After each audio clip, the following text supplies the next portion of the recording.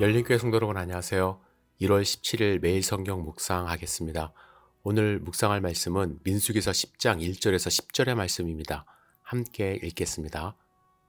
여호와께서 모세에게 말씀하여 이르시되 은나팔 둘을 만들되 두들겨 만들어서 그것으로 회중을 소집하며 진영을 출발하게 할 것이라. 나팔 두 개를 불 때에는 온 회중이 회막 문 앞에 모여서 네개로 나올 것이요 하나만 불 때에는 이스라엘의 천부장된 지휘관들이 모여서 네개로 나올 것이며 너희가 그것을 크게 불 때에는 동쪽 진영들이 행진할 것이며 두 번째로 크게 불 때에는 남쪽 진영들이 행진할 것이라. 떠나려 할 때에는 나팔 소리를 크게 불 것이며 또 회중을 모을 때에도 나팔을 불 것이나 소리를 크게 내지 말며 그 나팔은 아론의 자손인 제사장들이 불지니 이는 너희 대대의 영원한 규례니라. 또 너희 땅에서 너희가 자기를 압박하는 대적을 치러 나아갈 때에는 나팔을 크게 불지니 그리하면 너희 하나님 여호와가 너희를 기억하고 너희를 너희의 대적에서 구원하시리라. 또 너희의 희락의 날과 너희가 정한 절기와 초하루에는 번제물을 드리고 화목제물을 드리며 나팔을 불라. 그로 말미암아 너희의 하나님이 너희를 기억하시리라. 나는 너희의 하나님 여호와이니라. 아멘. 여러분, 광야에서 성막을 중심으로 12지파의 200만 명이 넘을 것으로 추정되는 이스라엘 민족 전체가 질서 있게 이동하는 것은 결코 쉽지 않습니다. 지금처럼 확성기나 휴대용 전화를 통해서 위급한 상황을 전파할 수 없습니다. 그래서 하나님은 은으로 나팔 둘을 만들도록 지시하셨고 여러 가지 나팔 신호를 알리셨습니다. 부는 방법에 따라 전체 백성을 소집할 수도 있었고 지휘관들만 소집할 수도 있었으며 진을 이동할 때나 전쟁할 때 거룩한 절기 때에도 나팔은 사용되었습니다. 하나님의 명령에 의하여 울리는 나팔 소리는 하나님의 권위와 임재를 상징하였고 나팔을 울릴 때마다 하나님의 주관하심과 임재하심과 동행하심을 인지할 수 있었습니다. 하지만 200만 명이 움집된 가운데 두 대의 나팔 소리를 듣는다는 것 결코 쉬운 일은 아닙니다. 백성들은 이 나팔 소리에 감각적으로 익숙해져야만 했습니다. 나팔 소리를 분명하게 듣는 귀가 백성들에게 있어야 이동이 가능했죠. 제사장이 부는 이 나팔 소리를 듣고 이게 무슨 소리지?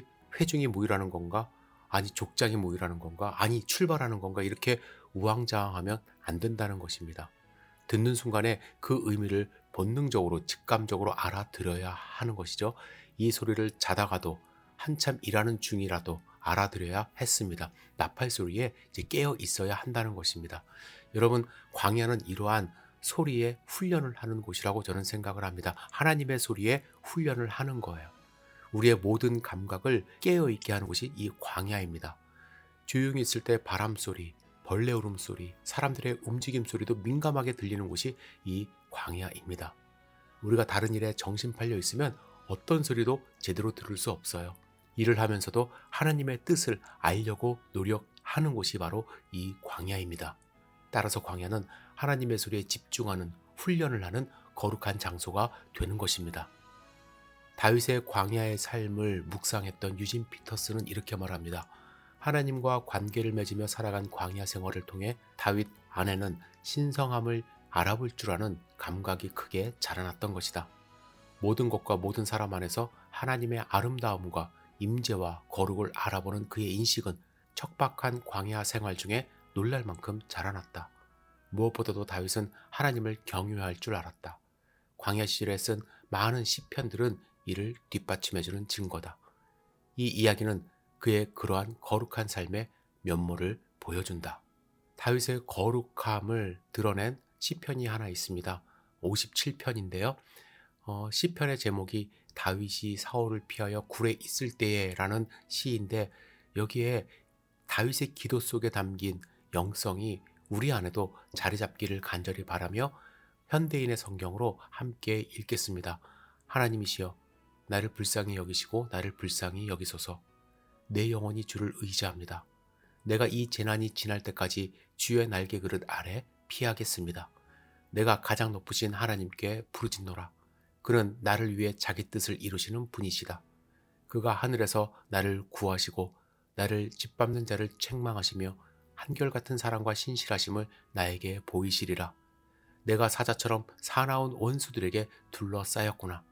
그들의 이빨은 창과 화살 같고 그들의 혀는 날카로운 칼과 같다. 하나님이시여, 주의 위대하심을 하늘에 보이시고 주의 영광을 온 세상에 나타내소서.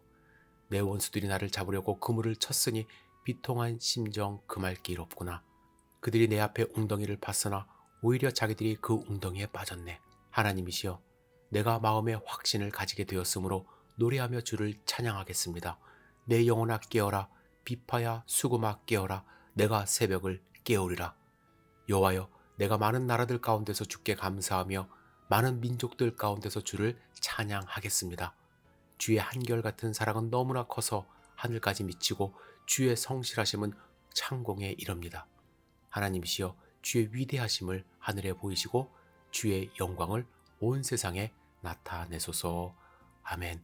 여러분, 우리 광야와 같은 세상을 살아가고 있습니다. 이곳에서 하나님의 음성에 민감하게 반응함으로써 다윗과 같은 영성 우리도 갖고 승리하는 삶 살 수 있기를 주님의 이름으로 축복합니다. 기도하겠습니다. 전능하신 주님, 오늘 하루를 온전히 주님께 의지합니다. 하나님의 음성에 민감한 하루 될 수 있도록 인도하여 주시옵소서. 주님의 말씀에 서고 가는 우리의 삶이 될 수 있도록 보호하여 주시옵소서. 다른 것에 정신 팔려 하나님의 음성을 듣지 못하는 오를 범하지 않도록 인도하여 주시옵소서. 예수님의 이름으로 기도드렸사옵나이다. 아멘.